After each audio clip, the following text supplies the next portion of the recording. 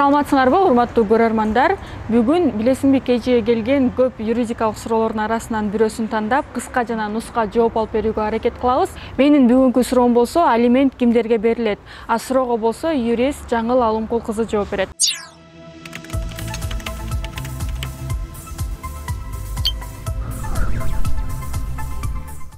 Саламатсызбы?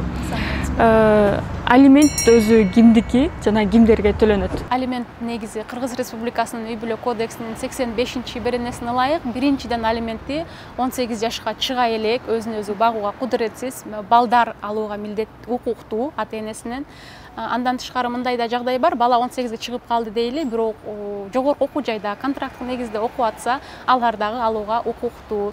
Ошондой эле ден соолугуна байланыштуу бойго жеткен 18ден ашкан, бирок ден соолугуна байланыштуу өзүн өзү багып каржылоого кудурети жок болсо, ал балдар дагы ата-энесинен алимент алууга укуктуу.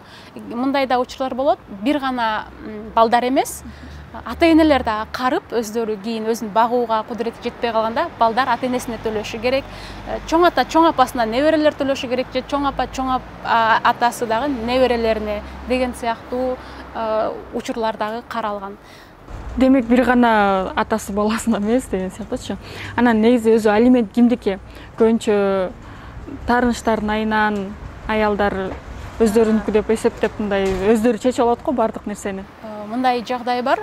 Ооба, күнүмдүк турмушта көбүнчө ажырашып жатканда аялдар экиге бөлүнүп калат да. Биринчилери мындай да, все, алимент ажырашат атабызбы, демек мен алиментке берем дагы бир тыйыныңа калтырбай алам дегендей ушундай настрой менен ушундай алиментке беришет. Бир тыйынын калтырбай алам сени деп.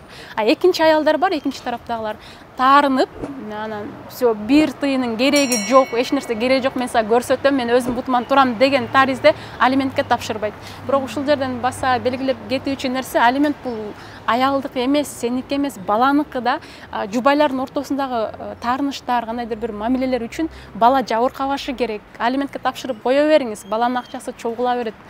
Баланыкы бул. Ошон үчүн эч кимдин талашканга укугу жок, баланыкы.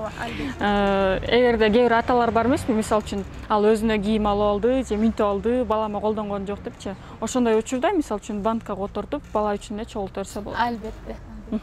Чоң рахмат. Мынакей көрөрмандар, мен азыр алимент кимдики жана алиментти кимдер ала алат деген суроого юрист Жаңыл Алымкул кызынан жооп алдым. Эгерде сиздерде дагы юридикалык же болбосо мындан башка суроолор болсо, комментарийге калтырсаңыздар, мен сөзсүз түрдө жооп алып берүүгө аракет кылам. Саламатта калгыла.